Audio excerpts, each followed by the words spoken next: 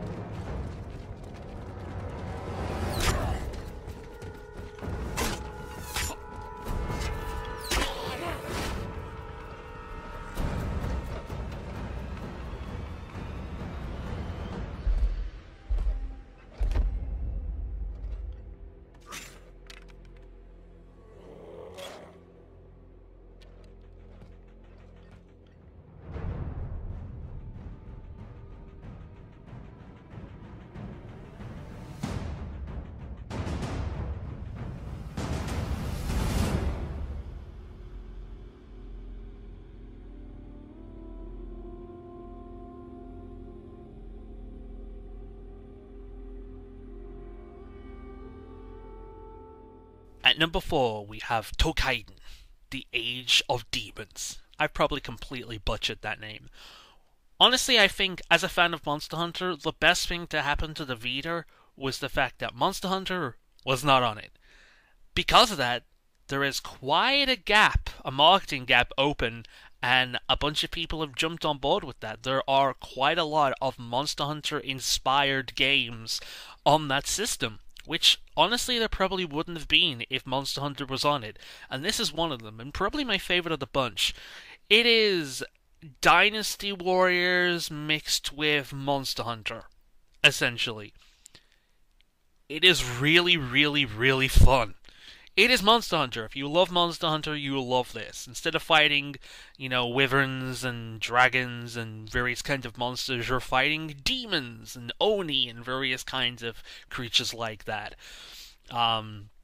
You, instead of aiming for certain parts of the body to break them off or severing tails, you aim for certain parts of the body to break them off and then purify them.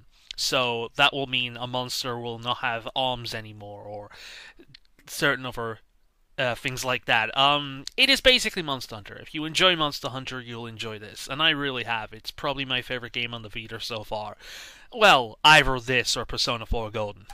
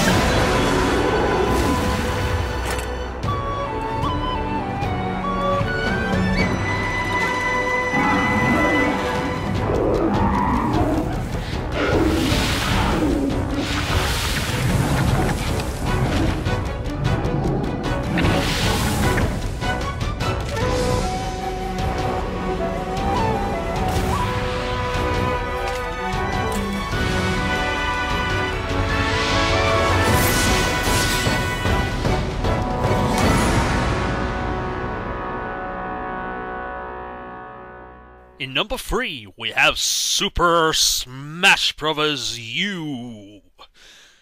It's Smash Bros., but better. The word to describe this game more than anything else is content. This game has a boatload of content. There's so much to do. And thankfully, the majority of the characters in the game you get right from the start, so you don't have to go through the tedious process of trying to unlock them all. There are a few to unlock, but for the most part, you'll just get them all, which is great. I love a lot of the new characters. I haven't played them all just yet, but I love a lot of the new characters. I'm glad that the older ones haven't changed that much. It's nice to see Jigglypuff is back, even though it's quite different from what I remember it. It's Smash Bros. It is really, really, really good, and there's so much goddamn content in this game. Holy crap. This is a game that I will continuously go back to over and over and over and over and over again in years to come when I have friends over, or I want to play with friends online, or I just feel like playing for a bit. And yeah, I've enjoyed my time with the game so far. I haven't had it that long. I got it late. I pre-ordered too late, and as a result, they sold out. So I had to wait for mine. But yeah, Smash Bros. is It's Smash. It's great. it's really all you need to say. It's Smash Brothers. What else do you really need to say?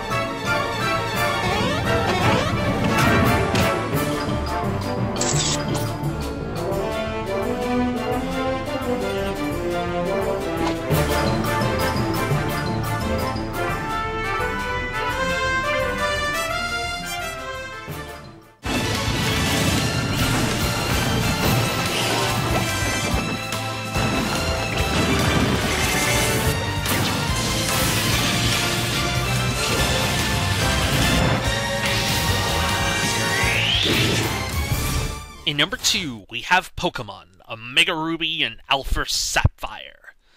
I love Generation 6. Like, Generation 6 Pokemon is the best generation so far. I love it. X and Y was my game of the year last year. It had so many goddamn improvements over the series. It was the first major improvement Pokemon has had since around Generation 3. Even the anime is good again, believe it or not. It still has the repetitive Team Rocket, but at least the anime is good again. Omega Ruby and Alpha Sapphire is just more of that. It is more improvements on the series, not as big as X and Y, and the major improvements are really in the story and how the story is told. The animations are great, and really, it's the first time I've ever really I've ever really been into a Pokemon story and characters this much since Generation 5. So yeah, they really have improved the story. It is like, I can't wait for the next generation of Pokemon. They are really on a roll right now with the Pokemon games. It is great to see. They had a bit of a stale time for a while with Generation 4 and 5 felt a bit stale, but Generation 6 is absolutely amazing, and these remakes of the Gen 2 games are just brilliant. I've played Generation 3 more than any other, so I noticed all the little changes as well as the big, huge changes. And yeah, It is just it is a great Pokemon game. X and Y remain my favorite, but yeah, Omega Ruby and Alpha Sapphire, if you were a Pokemon fan, hell, if you want a 3DS and you like RPGs, even if you've never played a Pokemon game before, this is one to play. It is really, really, really good. Technically, it's one of the best Pokemon games so far. It is blown the original Ruby and Sapphire out of the water completely. It is better in every single possible way, as well as the new mechanics. Omega Ruby and Alpha Sapphire is bloody brilliant, and I will probably spend over 400 hours like in this as well, like I did with X and Y after beating the game.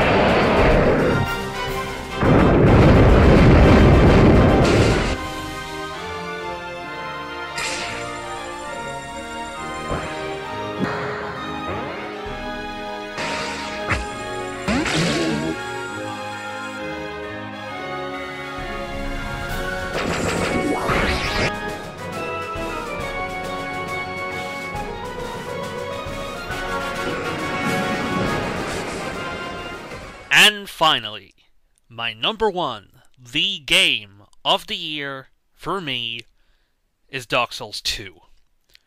This has been the definite game of the year since I started playing it.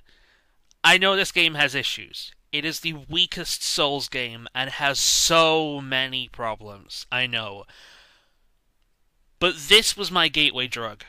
I had played Dark Souls before and I honestly hated it. I loved various aspects of it. I really appreciated the way it told the story. I really appreciated the level design.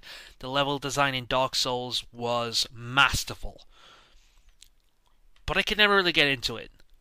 Dark Souls 2 was my gateway drug. I played Dark Souls 2 and I suddenly found myself understanding the Souls series. And now it's one of my favorite game series out there. I went from really hating it and really finding nothing but frustration when playing it to loving it. And this Dark Souls 2 is shot up to one of my, top 5 most played games on Steam. Under like Skyrim and Borderlands 2 and older games. It is shot up. I have played this game so much and will continue to play this game. But more than that, this game has been my gateway drug to the Souls series. I have since played through Dark Souls 2, I mean, Dark Souls. I've since played through Dark Souls and really, again, multiple times, and now thoroughly enjoyed it. It's my favorite Souls game. And I've grown so confident in my gameplay ability of this, that I've actually made a Let's Play series, which is uploading currently on Fridays and Mondays. I even went out and I bought Demon Souls on the PlayStation 3 and loved that game as well. Dark Souls 2 may be the weakest Souls game technically in the series, but it is one that it is the easiest Game of the Year choice for me I have ever made, because it is not only the Game of the Year for me, it is the game that introduced me, that made me understand more than anything else why the Souls series is so good. I now thoroughly love the Souls series, and it's all thanks to this game. So, yeah, as I say, the game has many problems, but for that fact that it has made me understand the Souls games, it is an easy Game of the Year. Holy crap, was this an easy choice.